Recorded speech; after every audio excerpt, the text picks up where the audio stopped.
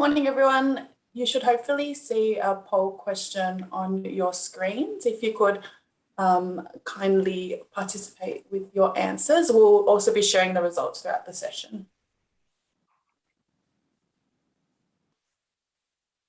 Thank you for joining today's webinar session on how to make your business future-proof today.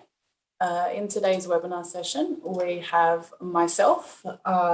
I look after Konica Minolta's Solutions Product Marketing. We also have John Harding, our Solution Consultant Manager, and we have Tony Smith, one of our key senior solution consultants. So we have a Q&A bar that is on your screen. If you have any questions throughout the presentation, feel free to throw them into the chat box. And towards the end of the session, we'll answer those questions as well. So digital transformation has been the buzzword in the market, but what it means has varied for organizations and individuals. When you hear digital transformation, often it's a theme, and you often think technology and interaction. For us, it's a journey and a process, and in our experience, what we've found is it often has looked and felt a lot like this. So for organizations, it tends to find that this digital transformation theme is quite elusive. It's overwhelming, it's complex, and they're often not completely sure on where to start. And if they do have a concept, it's a general strategy that sometimes does not eventuate to a lot of things. So it's an opportunity for organizations rather than a threat. And it is an opportunity for organizations to create some value and be able to convert any organizational problems that they may face and tackle them in an innovative way that they've never done before. For us as an organization, what we find is that it's actually a key opportunity for organizations to focus on their digital readiness. So earlier in the session, or at the very beginning of the session, there was a poll up on the screen. And this is the exact same question that was presented and delivered in the Microsoft white paper. And in the survey interviewed 480 or so individuals, and this was the outcome. So what's interesting in the outcome of the survey that was done in the Microsoft white paper is that there's a clear, distinct difference between the leaders and the followers in regards to where they're at the moment in their transformation journey.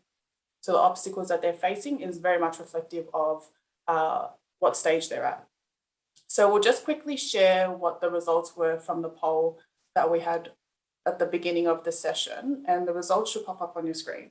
So based on those that participated in the poll, thank you for joining in. But the number one theme that came across was very similar to the Microsoft results in regards to digitizing, automating, and integrating processes is a big obstacle at the moment, which is great because that's the content that John and Tony will be covering in their fireside chat.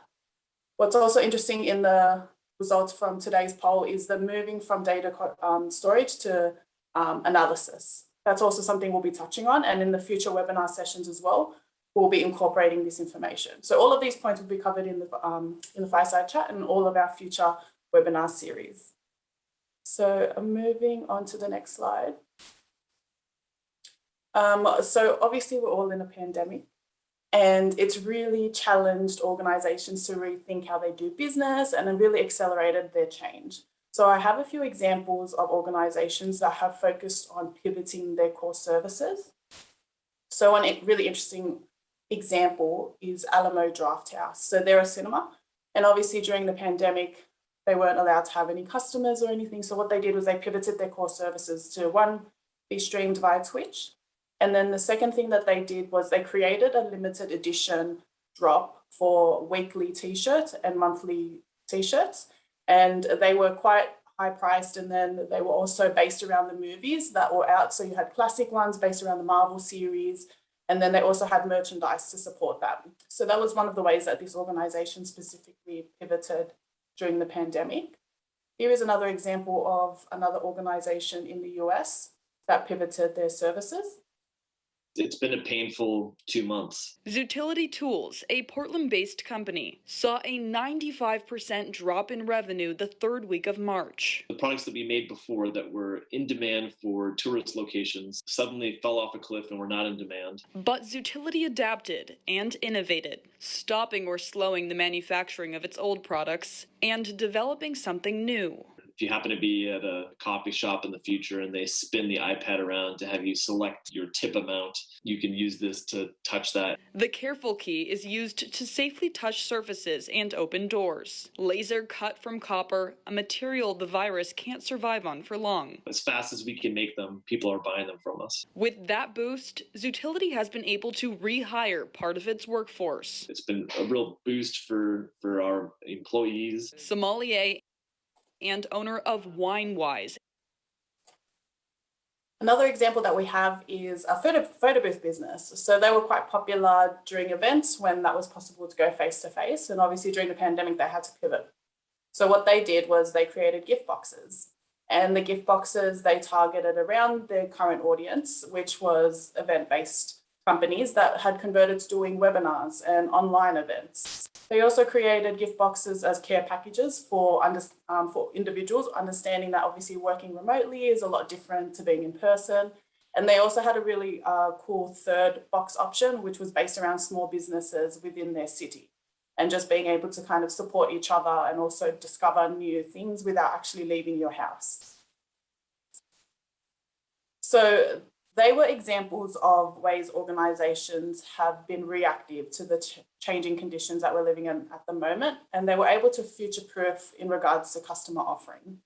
But the other side of that coin that often gets overlooked is where they can focus their efforts internally. So historically, organizations, they've embraced new technology and digital transformation in order to stave off competition. But what the pandemic has done is it's forced organizations to realize that that type of strategy needs to be implemented starting from now, just to kind of make sure that they've got long-term viability as well. So it's lighthearted and everything with the pandemic, but it's also shining a light on things don't have to be a dampener for businesses overall.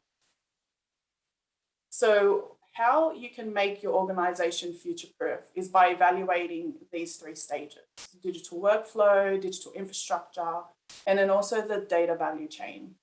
So how effectively you can reconfigure your processes, remove impediments to continuous improvement and innovation, and then also rethink your policies, regulations, and business models to remove unproductive practices is important. How you can make your organization future-proof is also by making the most of your digital technologies, creating operational resilience and flexibility, and moving your workforce past a crisis-neutral status. So if we look at this journey that we've mapped out here, the starting point and where we'll focus today's session with John and Tony is on digitisation. And if we look at the definition of what we're going to be talking about today, that's focusing on going from paper to electronic. So all documents, data, and information captured at the entry point of your organization, and applying automated smarts, aka workflows, to do something with that information. So it's not the sexy stuff, but it's the lifeblood of organizations, and getting this foundation right makes the rest of the journey smooth. Now, before I hand over to John and Tony, what we will ask everyone in attendance to do is we'll have another poll that will pop up on your screen.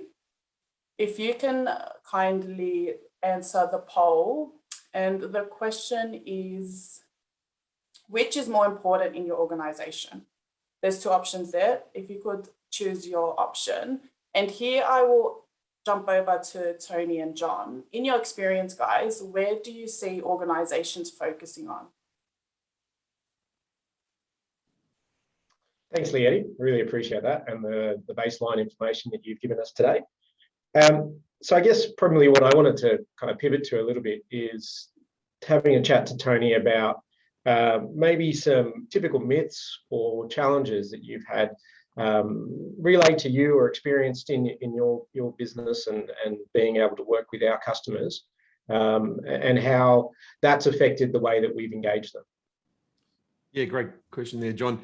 Look, myths, I've got quite a few in my experiences to date, but I guess the common ones that do come up are they're probably either ends of the spectrum here, but one is the strategy that full text search on scanning conversion is going to be that be all and end all strategy, and that's quite simply where someone's a business is going to actually scan content, just enable a text search layer in their digital scans and have them stored in an endpoint, maybe a network share or something, and that being able to solve the search retrieval problems. Again, not to say that it's not a part of the mix, but as a myth, when you actually start to have very large amounts of content in those end repositories, the full text search is only going to get you, so far.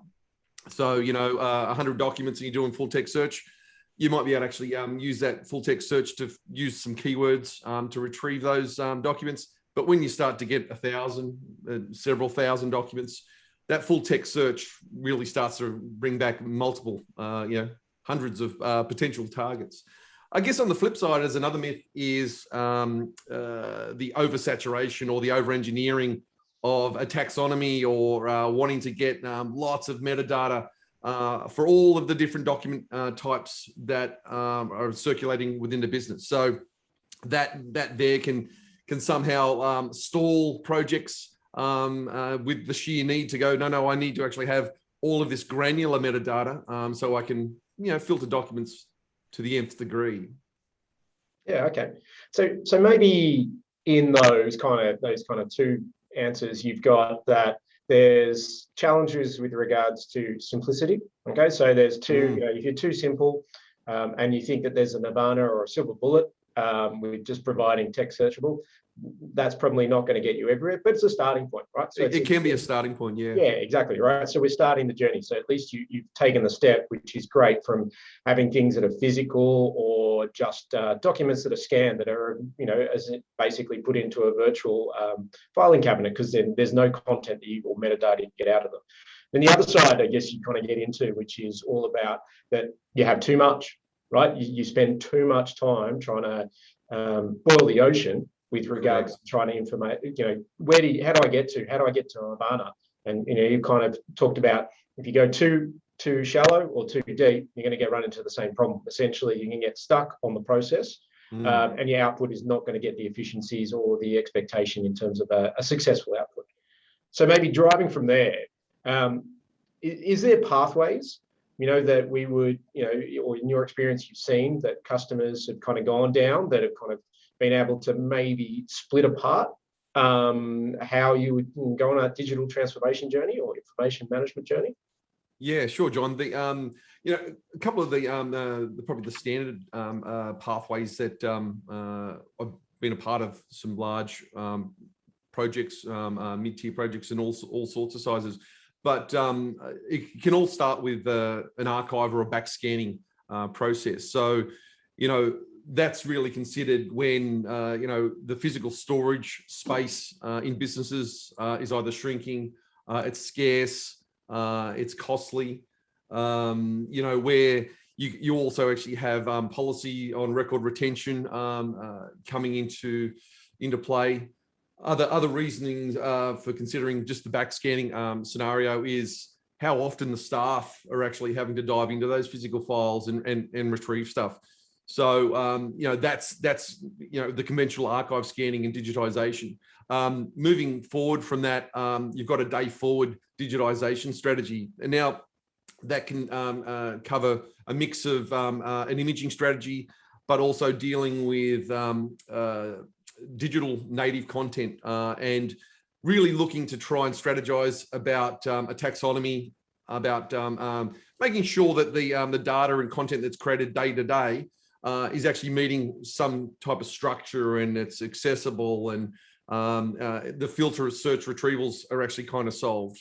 I think moving forward from there, other strategies that actually come into play with some new thinking is apart from back scanning being let's actually try and image everything that we've got 100%, an on-demand type scanning, archive scanning process simply means that we're going to actually have, when a file is pulled, there's still a physical file pulled, but what that does is that actually triggers the imaging process, because generally the end customer or the end user, internal customer or external customer, probably after some digital version of that physical file. So the on-demand nature gives a really good soft on-ramp or a progressive ramp to doing imaging in that nature, as opposed to a full-blown archiving scan, which is line it all up and let's go.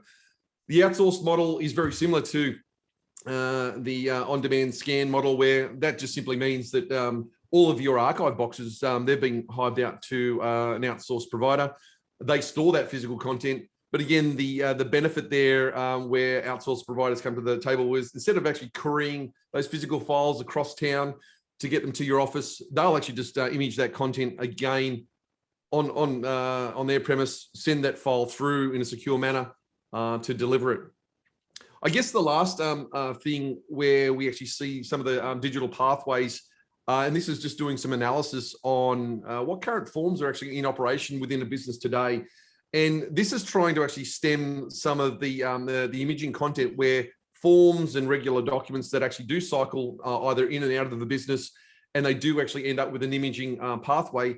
It's kind of trying to look at those and see what candidates probably stand out to be, you know what, we could actually move and migrate that into a web form and possibly leverage things of a digital signature nature and keep everything electronic. Business rules come into play there, and that's where those next stage automations actually probably play out. Yeah, excellent. So I guess they're probably the beginning journey, or maybe along the pathways of customers if they're engaged. If we had customer that came to us and we're consulting and we'd seen that they'd taken a level of this engagement, where would the advanced or the customer further on the journey be looking for next steps with regards to digitalisation? I guess with it all really starts with some of that early stage consulting, and from my experience, where we actually get the best results and some of those key success factors. Starting in that small space, looking for the key data targets to start a taxonomy and understand that there's certain levels of metadata that are going to be supportive to generate the best results for access, structure, and we're talking about applying the right level of design. Again, not wanting to race off and actually have very intricate, complex designs of taxonomy or anything, but I think it's actually putting the right design and on-ramping strategy that suits both the customers' demands for information and driving it back that way. Yeah, okay. So maybe changing tack a little bit and kind of thinking about two things, right? So I'll give you two things that I'm kind of a little bit want to dive into. First one, we've touched on taxonomy, information management, right sizing of the metadata and everything like that. Maybe talk to me about how will you usually, in your experience, you get to right sizing, what a taxonomy looked like, and how you work with a customer to understand what metadata is relevant. Yeah, no, great question. The where we actually generally start in our consultations is we try and actually identify some of those core documents that are critical to business operations, and then once we understand the demand on that document set or the digital assets and so forth, we then look a little bit wider afield about how it's actually currently accessed today. What are the end customer digestions and use rates of that? How is it currently searched upon? Again, when we go through all of these workshop discovery areas, what we do is we end up with a finite architecture, a minimal viable architecture. So we're actually servicing the user interaction, and that what that does there, John, is that actually kind of informs the on-ramp, because lots of this stuff there where we kind of try to start with the end in mind, that's a really key play, because that tries to make sure that there's no over engineering running around here, because ultimately we want to make it fit for purpose, understand the core metadata elements. The taxonomy will actually define, okay, well, what documents are we actually classifying here? What are the metadata, the minimal metadata elements that both the business and other customers are actually serviced on by those minimal metadata tags. And again, once we've got that framework in play, then we turn ourselves back to the start of the process about the physical content, the on-ramping technologies. Again, we've got a number of on-ramping technologies that will be able to actually get any of the outcomes we need. So it's a case of that definition or that design will largely inform us about how we actually need to structure an on-ramp. Okay. So maybe even kind of digging into that on-ramping side of things. And generic, in terms of document capture and everything like that. So if we're kind of digging into that a little bit, maybe in your experience, you've got some examples of good customer experience, good customer engagement that you've gone through with regards to them understanding what their cost of digitization was and maybe what their outcomes in that space. Yeah, I've got several examples. I guess probably a HR example was a fairly good one that we had with an airport a labour hire services business, where they actually had lots of employee files that were in very large filing physical filing spaces, and because they were labour hire as their core business, they were forever generating physical content into the employee file. There was a whole raft of different things that actually needed to be considered when we actually built the actual final taxonomy and structure. But largely, the value for them was all driven around the amount of times that they were actually transacting in and out of the physical files, the time spent in finding content, not only finding it to retrieve it and then do something with it. Again, as I noted earlier, most of that content, when they pull a physical file, they need a digital rendition of that file anyway to either service it with an external party or internal stakeholders for review or even for procedure and policy purposes. So I think when we actually went through that process with the customer, they already had some intrinsic understanding about, they knew it was costing them money, but they didn't really know exactly how much until we actually stepped them through it. And that actually helped also tease out, okay, what level of metadata is actually needed, especially when you're talking about HR files. Security is a big thing. So metadata, getting some bare minimum metadata also helps play out with what levels of security you actually apply, because you can use the metadata tags to say what documents within an employee file are accessible by general managers or supervisors, and then what is actually hived away for other purposes, sensitive purposes. So there was a complete ecosystem of discovery that we did take that customer on. Yeah, okay. So you touched on, obviously, it has applications in that HR space. Maybe there's other really, I guess I know it can be applied across everything, but where do you see it most playing out and customers getting the most benefit? It's I think the whole notion of customers starting a journey of digitization, where I think the big bang for buck is looking at those documents that are critical to the business's operation, making sure that they're actually, when they are digitized, it's just not a very basic scan and they're dropped into maybe a network folder. We do see lots of content that actually finds its way into either local user machines, maybe some map drives, some network drives. Again, having some of that content even in some shared network drives, you got to look at the conventions and the ease of access for people to actually find something. People spend so much time looking for a document that was actually either purposed for a particular instance or outcome. And if they can't find it, they'll actually spend time on actually regenerating something very similar. That's why, so there's all of these hidden costs that actually generate a need to actually start a process, starting it with some structure, starting and consolidating a central source of access. Those are the things that are actually going to probably generate some immediate type outcomes where something can actually grow. So it doesn't mean that you have to have a full comprehensive bulletproof taxonomy. These things actually evolve, they develop, you know, and good consultation and good conversations with professionals out there that have actually got lots of experience can certainly help businesses head in the right direction and start that journey. I think that's really important. Yeah, excellent. We might pause on that for a second and see if we can get some of the poll results maybe displayed so we can just talk to those collectively.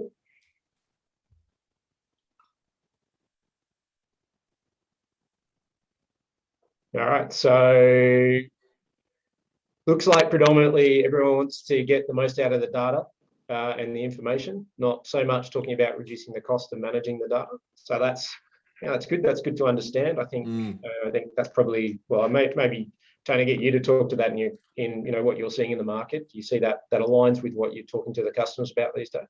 Yeah, no, absolutely. So I think when we actually pivot and we talk about you know, getting that more value out of the data itself, with the use of a number of capture platforms and technologies, they're the enablers to not only just take that image of a document or a file set or so forth. It's actually looking to do some data mining within. Now, with again some of the latest technologies, there is ways and means to actually do keyword matching and classifications of content, which is really, really valuable in actually, again, trying not to over-engineer stuff, but lean on the technology a lot more, get it to do more of the lifting. And one of the other things is as a baseline strategy that we use in most of our implementations. It's really one of those core things to try not to over-engineer, but we leverage reference data a lot, right? So one of the key things when we do some of the implementations is, okay, we'll look for the key data on specific documents. It's going to unlock a relational reference to the full data set. So we're really making strategic plays for key data elements, and then relationally pull in all of the relational data. And this is how we enrich very quickly some of those documents to name files, to categorize content, and so forth. So again, that's in line with the market. There's technology advancements that actually support that. There is design strategies that we actually leverage from both understanding customers' content, leveraging technology, and trying to be as efficient as possible in maximizing all of those elements to generate the outcome. So that is in line with the objectives of the market, and really what we just really come to the table on is combining all of those things to generate the best success we can. Yeah, okay. Yeah, so I probably also wanted to kind of dig in, obviously, a little bit. So we've kind of talked around cost versus, I guess, the way that you can do more with what you've got in terms of your data. Maybe also kind of digging into a little bit of, you know, the experiences that you've seen with customers of actually getting more. Okay, so maybe real life example of a customer that you've seen that they've already started the journey, and they might have had a taxonomy, or they might have had something around that. I know that we've experienced, you know, customers along the way that we've picked up that they may not be on, you know, step one of that journey. They might be partway through. So I'm kind of keen to kind of dig into how do we assess them, or how do they self-assess and come to us and understand, well, hang on, there's a part here, we've got a challenge. How do we dig into that a little bit more, into that challenge? Yeah, there's a couple of the things that are actually either self-acknowledged with customers, again, some experience reflecting back, that acknowledgement of the disparate nature of where content actually currently sits. I know one of the gravitational things that we run to is like that day forward type digitisation strategy. So we're really keen to, you know, check that with customers and where they currently sit. Is there day forward strategy somewhere where they've already started that journey, as you mentioned there, John? You know, have they already started along that path, and maybe they want some review from external to provide some feedback on maybe where some best practices we can actually push them forward and see if they actually resonate. But ultimately, what we try to do is make sure that the health of the go forward digital strategy is good.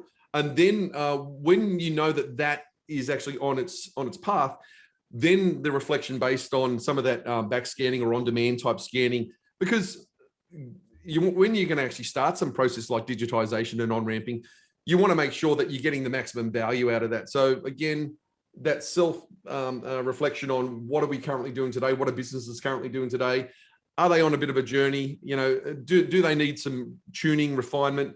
Yeah, and they're off on their way. Again, what endpoints they're currently storing that content in, because again, the metadata and so forth and structures and so forth, that will actually live in some place. I guess from the archiving nature going forward, what you're going to try and do is just leverage some of that that work, because some of that go forward taxonomy is going to be saying, okay, well, we know that our teams use these variables to actually search and filter documents effectively or not. So we actually kind of test whether that's the case or not, and how efficient that process is. And then if that looks kind of good, well, the digitization strategy of, say, on-demand scanning or back scanning, that can actually start to leverage some of that really good work that may be in existence already. So it's not a case of, throwing everything out and going, oh, no, we need to start again. It's kind of like that blended approach, right? So we're really trying to maximize some of the existing work, coming with some good recommendations. Yeah, okay. I know that we've got limited time, so I might just kind of have one more question, or maybe just kind of prompt a little bit more of a thought process around it. At the beginning, they talked about, that some of the participants were looking at integration and automation. And obviously that kind of, from me, kind of loops into what they were, the second poll question, which was around getting the most out of existing data. So, if we talk to, a customer that was saying those kind of things, how would you find what would be the best outcomes for them? Because obviously, we're hearing from the participants, and this is similar to things that we see in the market. But, we've got to be able to, how do we ascertain that information and integration points that are worthwhile attacking? No, they're vitally important, because in any digitization strategy going forward, the content is actually going to reside somewhere. That central source of truth for repositories, and having that line of sight to know where that content is going, the limitations of that system, to make sure that, again, limitations or opportunity with that endpoint, it's just maximizing those pieces. Full text search, having that endpoint system being able to enable endpoint full text search along with metadata filtering, they're going to actually generate some of the best outcomes. I think where you mentioned about getting the maximum value out of the start of the digitalization process, much digital content or document content actually has a journey, so a document life cycle. So when a document is actually either digital native, or even it starts off digital native, and then there's a signature applied to something at some stage because it's been printed out, and then that has to be scanned to be filed away. Again, when we look at some of those document cycles, that can actually open up the door to those next stage runs of workflow automation. So it's a case of not only actually having a piece of physical paper imaged, which could start a workflow process, start automations, get other people involved. I know this is actually probably moving into future spaces, but it's kind of like that breadcrumb piece that needs to be acknowledged, because this actually this on-ramping digitization process, when we actually talk about some of the taxonomy that needs to be discussed and outlined and defined, we also try to look a little bit further afield. Some of these documents could actually easily flow into a workflow to make and deliver the next generation of efficiency. Yeah, excellent. Okay, Leonie, thought we might throw back to you. It's been good kind of digging into some of the stuff with Tony, but might be some questions from the participants. Yep. Just out of curiosity, just generally from myself. So you covered some interesting points there in regards to where to start, how to approach the journey, and you also lightly touched on being able to convert that information or translate that information into knowledge that businesses can use. One that sometimes they would want certain types of information to be extracted from data, but then also other points that in liaising with yourselves, you can also extract other bits of information that they weren't aware of. But in regards to future-proofing their business, what would you say as a percentage is the importance of starting that type of evaluation or that type of digital journey in order to future-proof their business? Like, is it something that they can kind of say, look, we'll hold off for now, we've got other priorities that we want to focus on, say, for example, pivoting their core business? Or is it something that they should be doing in tandem with evaluating what's going on internally? Yeah, no, I think that's a great question, Eddie. I think the key thing that we try to always again reflect on is that day forward digitization strategy. What is the business currently doing today with their content? How structured is that content with content creators within the business, and that information that's being generated? How critical is that to the operation? So accessibility, structure, conventions. Again, this is not over-engineering stuff, but it's actually looking to provide the right weighted design or architecture to solve the accessibility and some of the other things that are relational security aspects and so forth. That's where we kind of start a conversation, and then from there may be the extension conversations to important content that's actually pulled quite often from a physical store. And then what we do is we can actually apply the right weighted strategy for digitization, maybe in an on-demand mode, and things like that. So okay. All right, so we've got a couple questions in the chat. Just before we jump to those questions, we'll just have the final poll for the session. Thank you for participating, by the way, that will pop up on your screen. And this is the first of many webinars that we'll be doing in the series, the final poll question will shape the type of content that we'll cover in the next session. So the question being, which of the following is your biggest obstacle to becoming a truly digital organization? So the question that we've got in the chat box, guys, is, can you speak to the software for auto scan rename file? Do the documents need to be designed and laid out specifically for the software, or can it work on any document? So a lot of that is very technical speak to me. So for those that aren't as technically advanced, could you also give a little bit of context to what the question's also asking? Yeah, so look, I might kind of relay that into non-technical language, and I'll get Tony probably to speak to specifics. So look, I guess probably the generalist kind of answer is both, right? So does it need to be specifically designed and laid out? So that's probably referred to as a structured document. So yes, highlights, barcodes, QR codes, special titles. Essentially, that's specifically laid out means that you get an invoice or a document that always looks the same, and that you're using some sort of anchor or some sort of repeatable way of identifying the data that you want to rename. So, the question obviously aligns to some of those. There's a multitude of different ways and technologies that can allow you to kind of pick up that. There is the ability to kind of change that and turn it about unstructured documents, and how that would be, how software today can be used in that space to try and help and understand what a rename of a file would be in an unstructured way, and so that obviously we can deliver the outcome that the customer is working to. So I might throw to you, Tony, just for some examples if you can. Yeah, look, the answer to is that comes down to the level about your on-ramping strategy for scanning and what you're wanting to get out of it. We've done a number of different implementations that actually will go down to a granular level that, okay, beyond defining that it's an invoice, I need to actually understand what invoice it's actually for, or what contract and the customer of the contract associated with the parties and so forth. Again, understanding what layer of metadata below is required, if it is, that will actually determine what approach we use and what technology we actually use. Where we actually run for simplicity, where we can use classification engines to say, okay, well, all I need to do is actually process images through an engine, and I just need to know that that document is an invoice, and that one's a purchase order, a delivery docket, and so forth. At really high level classifications and identifications. that can also service separations. Separations are kind of a key thing that you need to actually identify in your strategy.